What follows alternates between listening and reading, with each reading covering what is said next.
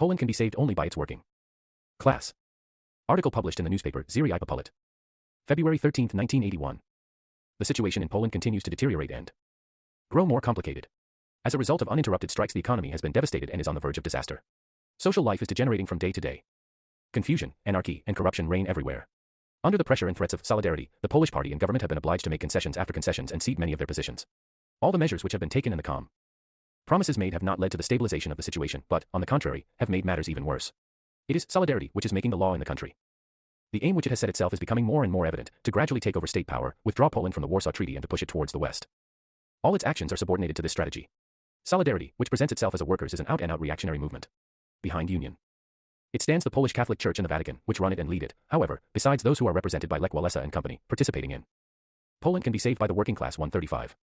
The leadership of this organization. There are also the Club of the Catholic Intelligentsia, which is a group of representatives of internal reaction and external world capitalist reaction, the Nationalist Party, the Confederation of Independent Poland, and some other grouping of this type.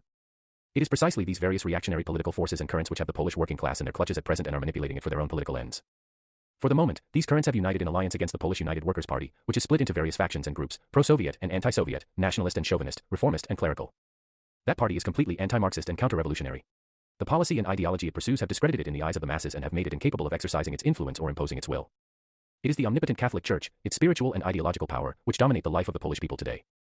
In camouflaged ways and through the new squires who are in power, the Vatican is running not only spiritual matters but also temporal matters in Poland. Now the Catholic Church is struggling to take over the running of the state completely through solidarity. The Polish Church, the Vatican, and Western Europe are following the tactic of roast the meat, but don't burn the spit. They are advocating: take a step and consolidate the positions achieved, take another step and avoid Soviet intervention. Use the points as an economic platform just to deceive the working class and transform them into political actions to erode the foundations of the revisionist system and of the pseudo-communist party. Next, pass from the city to the countryside, to the peasant solidarity, rally and organize politically the landed squires, who never poor. 136. Enver Hoxha. Myth collectivization, and who remain the main basis of the Polish Church and of old chauvinist traditions. Within solidarity, however, there are also the ultraists, who want to overthrow the Franco-German Ostpolitik, and especially, the détente of West European powers with the Soviet Union. The ultraists are for the tactic of rapid advance and powerful blows, even if they may cause Soviet intervention and armed clashes. They are operating according to the Emersian policy, which aims to cause armed conflict within Poland, which would also lead to the defeat of the tactic of the Franco-German Ostpolitik. That would be a way to weaken France and Germany and return them to the positions of obedient lackeys, by threatening them with the danger of Soviet imperialism. This is the strategy, and these are the tactics of internal Polish reaction and international reaction. These are the objectives of the counter-revolution in Poland, which is taking place in a counter-revolutionary situation within a counter-revolutionary state. The present revisionist state is in a situation where it is being attacked from all sides and does not know which way to go to escape. Clerical reaction is manipulating the working class, not to mention the countryside where it has had strong bases. The party and the state, which have lost authority and influence, are obliged to make concessions to the church and to accept it as arbiter in the conflict.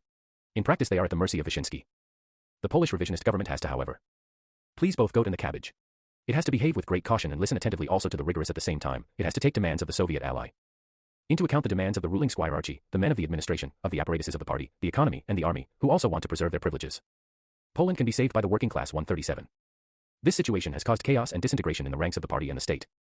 They are no longer operating as centralized institutions. Their rank and file listen more to what Solidarity and the episcopacy say than to the directives that come from the Central Committee and the orders which the government issues.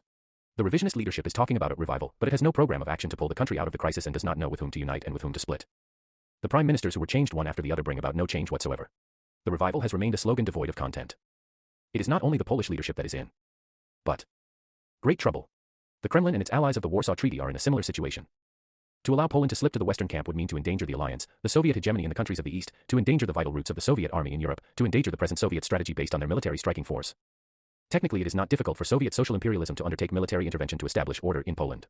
But this would endanger the East-West trade relations, would jeopardize the billions of dollars which the Soviet Union and its satellites have received and are receiving from the United States of America and from Western Europe, would endanger détente, and would destroy the Franco-German Ostpolitik, which the Kremlin wants to exploit in its rivalry with American imperialism. This explains that stern propaganda and the firm stands of the organs of the Soviet press against those forces which it describes as anti-Soviet, anti-socialist, etc. The Kremlin is openly and stubbornly defending its own Polish clan within Poland, exerting pressure and making threats and keeping its attack forces in readiness, while, in order. 138. Enver Hoxha. To show that it is calm, for appearance's sake it even accepts some of the retreats which the Polish leadership is making. The aim and desire of the Soviet Union is to defeat subversion with subversion. But when it sees any hope of an internal solution fading, only two roads remain open to it, either to intervene with arms and stabilize the situation through violence, or to accept total defeat, that is, the destruction of the Warsaw Treaty and Comecon. But Soviet social imperialism cannot accept this total defeat. Kania, Wyszynski, and Lech Walesa know this, and those in Bonn and Paris know it, too.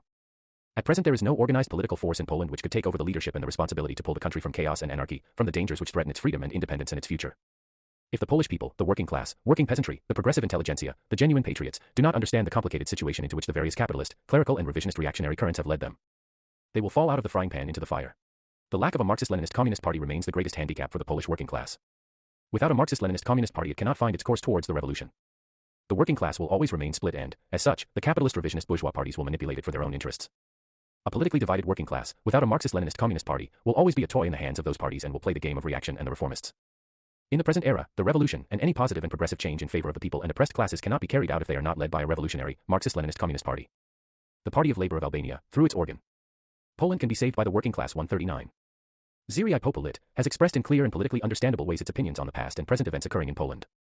It has condemned the regimes of Gomulka, Gierek and Kania, who, through the revisionist and capitalist line they have pursued, are to blame for the situation which has been created in Poland and for the dangers it presents for others. Our party has denounced and exposed the Soviet revisionists and their satellites and their counter-revolutionary policy and actions, has denounced and exposed American imperialism and the neocolonialist states and their aims, and has powerfully supported the people's liberation movement and proletarian revolutions. Our party has always supported the economic and political claims of the working class of every capitalist or revisionist country.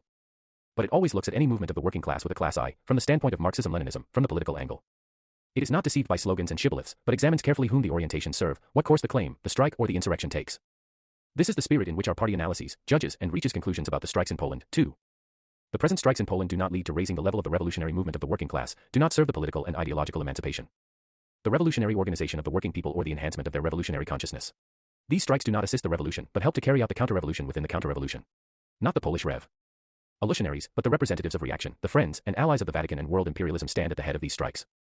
They are throwing the workers into strikes in order to accomplish their own counter-revolutionary aims, on both the internal and external planes. They want to replace one oppressive and exploiting regime, 140. Enver Hoxha, with another, no less savage and hostile regime to the Polish workers and people. Being in favor of political and economic strikes, of popular uprisings and the revolution, Marxist-Leninists do not support the reactionary alliances or counter-revolutionary tendencies, when they exist within them. On the contrary, they support the revolutionary spirit, progressive and revolutionary alliances. Not every strike movement is in the interest of the working class, in every situation and in all conditions. However, when the people and the working class take part in them, there is something positive which you must grasp in order to turn them completely into positive actions in the interest of the people, the working class and the revolution. The attitudes and assessments of our party about the situation in Poland, about the strikes and claims of the Polish working class have been consistently Marxist-Leninist in each phase and at each stage of their development. It has seen and pointed out the mistaken political orientations of the strikes, although efforts were made by Polish reaction to conceal their true political aims by covering them up with simple economic claims. Lech Walesa, the men of the Vatican and the Polish primate, shouted to anyone who wanted to listen to and believe him that allegedly he was not a political man, that he was not engaged in politics, that Solidarity was not a political party. Many were deceived and, first of all, the working class of Poland was misled. But is there a way out for the Polish people and working class from the catastrophic situation they are in, and if any, what is it? We Albanian communists say that it is the road of the revolution which Lenin teaches us, the road of applying his strategy of the revolution and genuine revolutionary tactics on the basis of concrete situations which are created in any country. Poland can be saved by the working class. 141. Once again the Polish working class displayed its great vitality. It overthrew Gomulka and brought down Gierek. It can and must also defeat Kania and his associates, Lech Walesa, and the influence of the Vatican, the yoke of the Soviet revisionists and of world capitalism, headed by American capitalism. The Poland of the revolution has not died and will not die, it has only lost its way. They have set it on a dangerous course. Poland has to find its true course, the course of proletarian revolution, guided by the Marxist-Leninist ideology. The Polish working class, which has outstanding revolutionary traditions, must create from its own ranks a new, genuinely Marxist-Leninist communist party and, after creating it, test it and temper it in the class struggle for the revolution. The time for this has come, it cannot tolerate delay and procrastination. Only its working class can save Poland from the profound crisis it is in and bring it into the light. Neither Kania nor Walesa, neither the Soviet revisionists nor the American imperialists can do this. The true friends and well-wishers of the Polish people, of their freedom and independence, must tell them the truth openly and sincerely. This is the greatest aid which can be given them and also complete support and solidarity with them. The more quickly the Polish working class can free itself from illusions and deceptions, the sooner it will fulfill its historic mission in the service of its own homeland and of the revolution. Ziri Popolit.